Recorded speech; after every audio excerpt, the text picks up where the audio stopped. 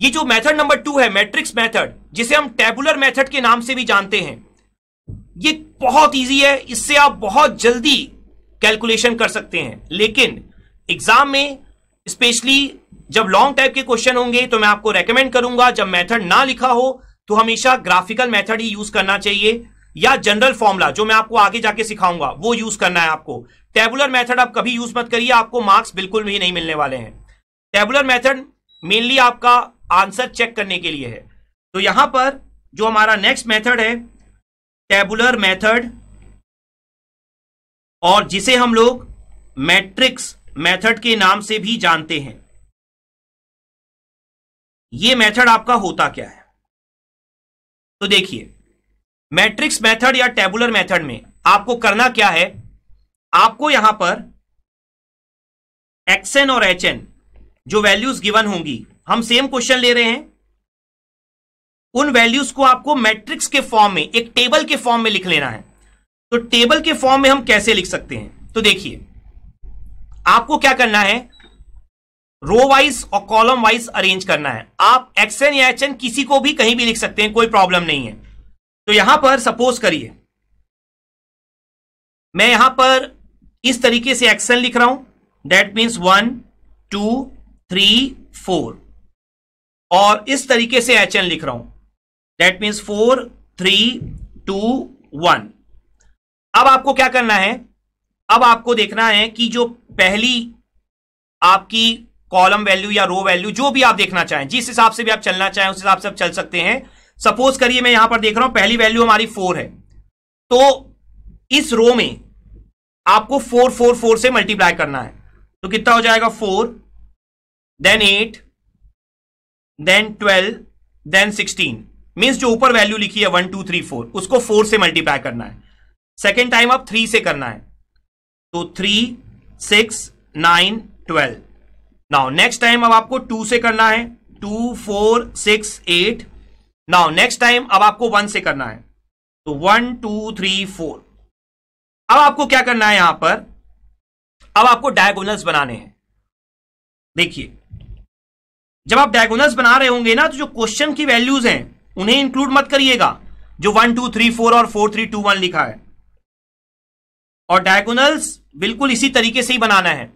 और जैसा मैंने आपको पहले ही बता दिया है कि yn में आपके टोटल 7 सैंपल्स होने वाले हैं, तो आप देखेंगे कि नंबर ऑफ डायगोनल्स जो बनेंगे वो भी टोटल आपके 7 ही बनेंगे। तो आप देखेंगे यहां पर जो आपका yn का आंसर होगा वो हर एक डायगोनल में जितनी वैल्यूज दिख रही है उन सबको सम करते जाइए इंडिविजुअली, ठीक है। जैसे फर्स्ट डायगोनल में सिर्फ एक ही वैल्यू है तो उसे एज इट इज लिख दीजिए 4। सेकेंड डायगोनल में 2 वैल्यू है 3 और 8, तो ये क्या हो जाएगा 11। थर्ड डायगोनल में 2 6 12, ऐड कर दीजिए 20। फोर्थ डायगोनल में 1 4 9 16, ऐड कर दीजिए 30। फिफ्थ डायगोनल में 2 6 12, ऐड कर दीजिए 20। देन नेक्स्ट डायगोनल में 3 + 8, ऐड कर दीजिए 11। लास्ट डायगोनल में सिर्फ 4 है, डायरेक्ट लिख दीजिए 4। आप देखिए yn का आंसर आ गया।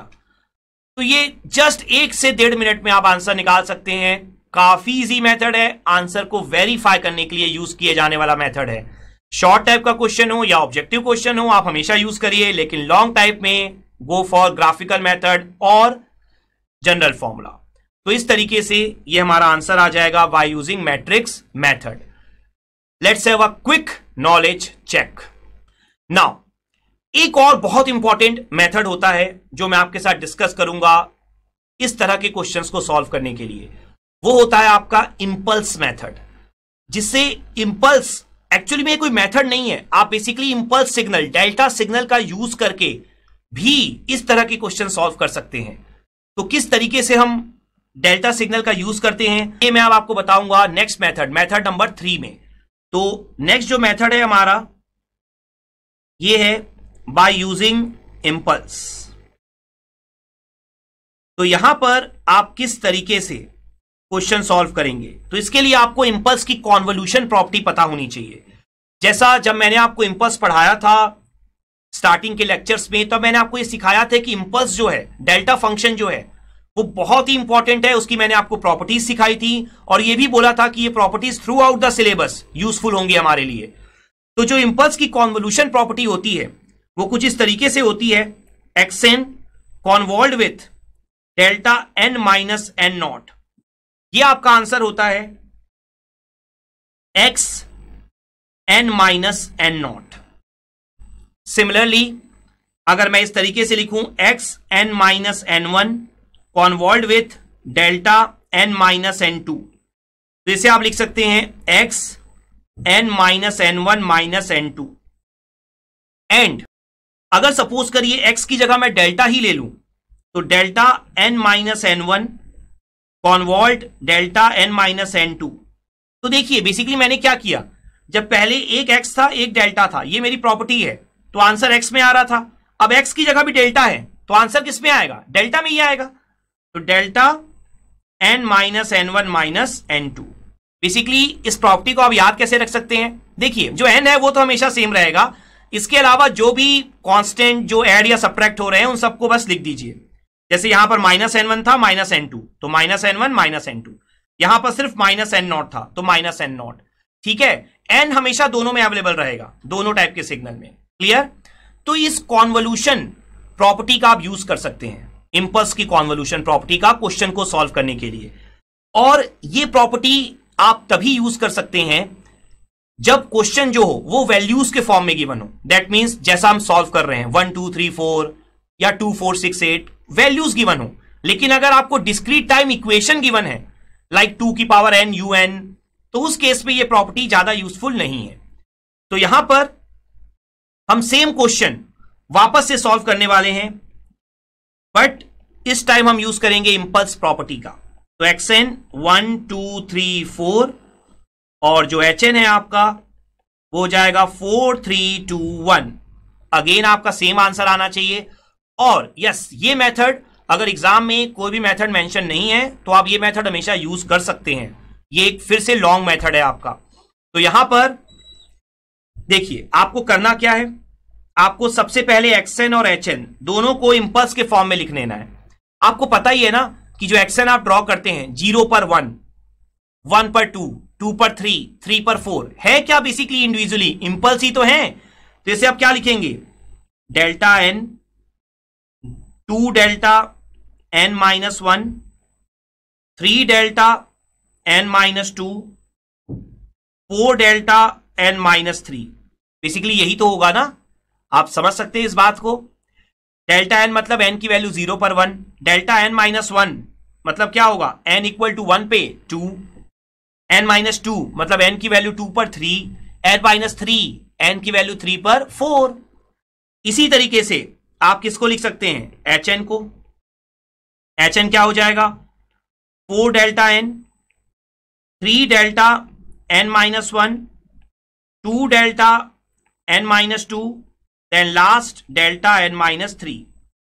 नाउ आपका टारगेट क्या है, आपका टारगेट है yn is equal to xn convolved with hn। ये आपका टारगेट है। तो इसमें अब आप क्या करेंगे, देखिए कॉन्वोल्यूशन भी ना सेम होता है जैसे आप मल्टीप्लीकेशन करते हैं।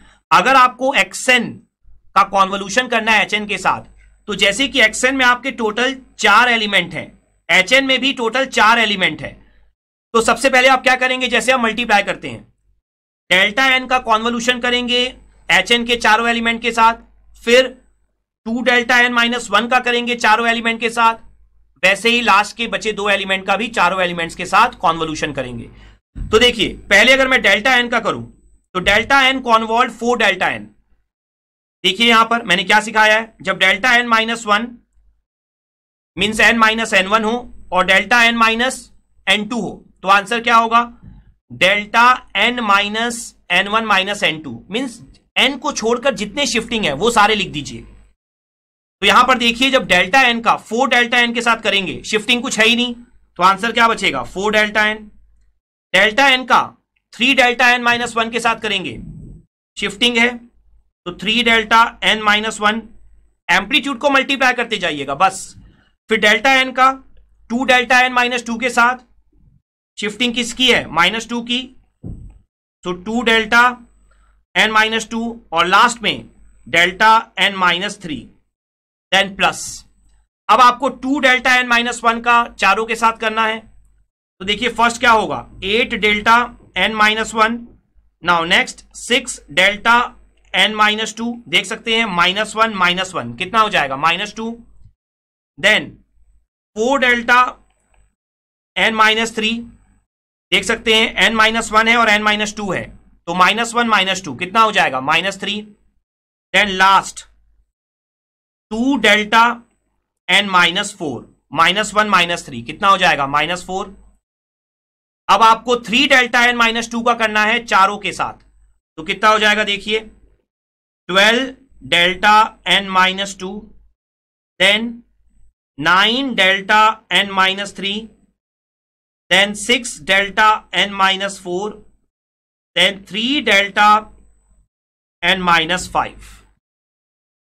Now last 4 delta n minus 3 का चारों के साथ, तो 16 delta n minus 3, 12 delta n minus 4, 8 delta n minus 5 and last 4 delta n minus 6। तो इस तरीके से हमने सभी के सभी कॉन्वोल्यूशन परफॉर्म कर लिए। अब आपको क्या करना है, देखिए अब आपको पता है डेल्टा n, मतलब जहां जहां पर डेल्टा n आ रहा होगा मतलब n की वैल्यू 0। तो देखिए डेल्टा n आपका सिर्फ और सिर्फ एक ही जगह मिल रहा है, 4 डेल्टा n। तो आप यहां पे क्या लिख देंगे, n की वैल्यू 0 पर कितना है, yn सिर्फ 4 है। अब आप ढूंढिए n माइनस 1 आपको कहां कहां दिख रहा है। n माइनस 1 का क्या मतलब होगा, n इक्वल टू 1 पर। तो देखिए एक तो 3 हो गया, एक आपका 8 हो गया, तो 3 और 8 11, और कहीं हमें मिल रहा है नहीं, तो 3 और 8 11, जितने मिल रहे होंगे सबको बस ऐड करते जाइए। अब n माइनस 2 ढूंढिए, तभी आपको n की वैल्यू 2 पर मिलेगा। तो देखिए एक 2 मिल रहा है, 2 और 6 8 हो गया, 8 और 12 20, और हमें कहीं भी नहीं मिल रहा, तो आंसर क्या आ गया, 20। नाउ 3 पर ढूंढिए, 1 1 और 4 5, 5 और 9 14, 14 और 16 30, और कहीं भी नहीं मिल रहा। देन 4 पर ढूंढिए, 2 2 और 6 8, 8 और 12 20। नाउ 5 पर ढूंढिए, 3 3 और 8 11। नाउ 6 पर ढूंढिए, 4। देखिए सारी वैल्यू आपकी कैंसिल हो गई। कैंसिल मीन्स जस्ट हमने, ताकि हमें याद रहे इसलिए हमने क्रॉस करते गए, जिससे हमें सारी वैल्यूज पता हो कि हमने सारी वैल्यूज यहां पर लिख ली है।